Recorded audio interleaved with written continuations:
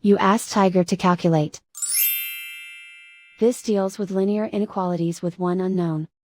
The final result is y smaller than -6. Let's solve it step by step. Swap sides.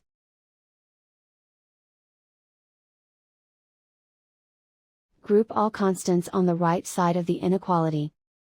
Subtract 1 from both sides.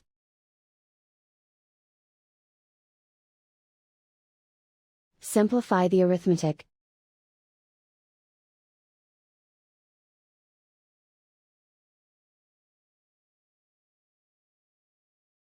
Isolate the y.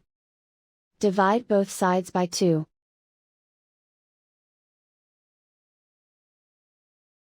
Simplify the fraction.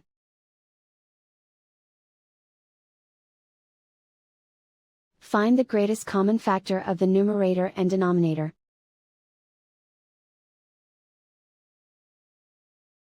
Factor out and cancel the greatest common factor.